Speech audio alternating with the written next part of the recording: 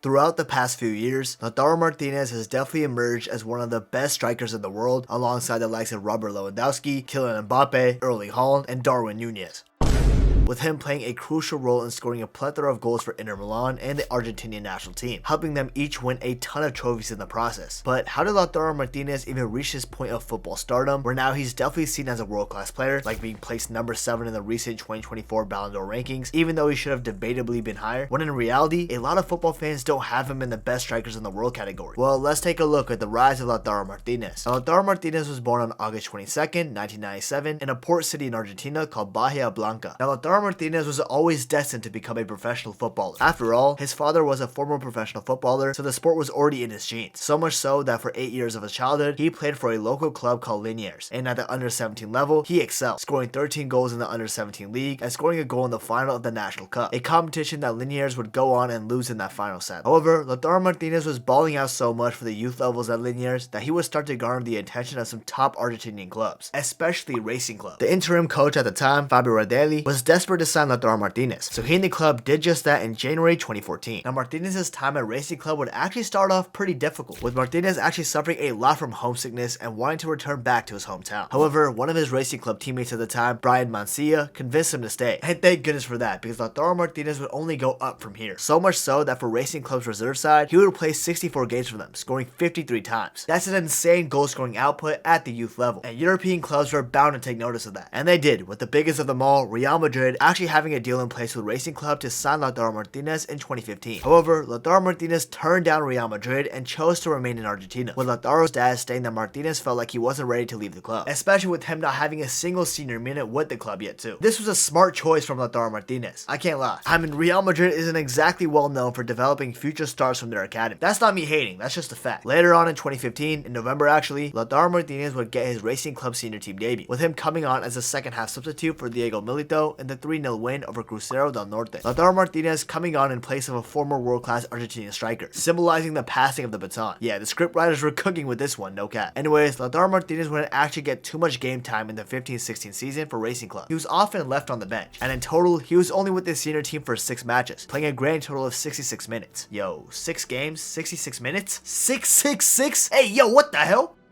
What the segment? Anyways, Lautaro Martinez was starting to get more senior team minutes in the 2016-17 season. That was due to the regular striker, Lisandro Lopez, getting a lengthy injury. And with Lautaro finally getting his chance, he obviously wasn't going to let this pass by. And he didn't. He finally netted his first goal for Racing Club in the 1-1 draw against Huracan in November 2016. And in the 23 appearances he made throughout the season, he would add 8 more goals, getting a total of 9 and getting 1 assist in his first full senior team campaign basically. Additionally, Lautaro Martinez would finally be given the chance with the Argentinian Under-20 national team for the Under-20 South American 2017 Championship and the Under-20 World Cup as well. And Lautaro Martinez would ball out for his country's Under-20 side. In the South American Championship, Lautaro Martinez would score a grand total of 5 goals in 9 games, scoring against the likes of Colombia, Brazil, and even 2 past Venezuela. While at the Under-20 World Cup, although Argentina would get eliminated in the group stages, Lautaro Martinez would only start 1 match. That was against Guinea, where he scored 2 goals in their final win. But playing for your country, despite it being Under-20, and looking up his stats for the season, is only going to get the interest of European clubs once again. And this time, it was the other side of Madrid, Atletico Madrid, that were close to signing it. You see, there were some reports saying that Lautaro Martinez signed for Atletico Madrid, even doing a medical with them too. However, a twist happened, and Lautaro Martinez signed a contract extension with Racing Club with an increased release clause. And with Racing Club being pissed at Atletico for making him do a medical without the permission, the deal fell apart. Both Madrids tried to sign Lautaro Martinez, and they both failed. That's crazy. Moving on, the 17-18 season for Lautaro Martinez would only get better from his previous years, and he would stamp his place as one of the best global prospects in all of football during this campaign. Starting off with the Copa Libertadores, Lautaro Martinez would become Racing Club's key player for the first half of the tournament, and in the 6 group stage games he played in, he would score 5 goals. 3 of them would be in his Libertadores debut against Cruzeiro, he got a hat-trick, and the other 2 would be against Vasco da Gama, 1 goal at home and 1 goal away. So why didn't Lautaro Martinez cook up for Racing Club during the second half of the Libertadores? Well, it's because he wasn't there. You'll understand why soon. Not only that, during the normal Argentinian league phase, Lautaro Martinez was cooking, and in 21 games in the league, he scored 13 goals and got 5 assists, meaning he almost got a goal contribution in every match. Plus, he scored another hat-trick this season too, and it was against Huracan, the same team that Lautaro Martinez scored his first goal for the club on. However, racking up a total goal output of 18 goals and 5 assists in 28 games as a young adult is going to capture the interest of European clubs once again. And this time it was Inter Milan, who were extremely eager in signing Lautaro Martinez. And this time the deal went through, and although Racing Club wanted Lautaro Martinez to return on loan for the first 6 months to continue playing for them in the Libertadores, Inter didn't want that. So he joined Inter in the summer of 2018 for a fee of 22.7 million euros, signing a 5-year contract with the club, and was also given the number 10 shirt, showing how important Inter valued it, which is why Lautaro probably accepted Inter's proposal, because he felt like he was an important piece of the puzzle. Every footballer out there wants that feeling from that club, and Inter gave that to him. But before we talk about Lautaro's time with Inter Milan, please remember to subscribe to the channel. I would really appreciate it, and it means a lot, so thank you. And also, if you guys can, follow my Twitter and my Instagram, both at Nabuto, if you just want to hear my thoughts on football games, transfers, and overall, just to get to know me more. And also, make sure to join the Discord server, link in the description, and also follow me on Twitch, live streams coming soon. If you want to, feel free to hit me up with that follow. Thank you. Back to topic, Lautaro Martinez would get his official debut for Inter Milan in early August, where he would start in the 1-0 Serie A loss as Sassuolo. However, after that, Lautaro Martinez would barely play in the next 5 games, only making 1 appearance against Torino, playing a grand total of 1 singular minute.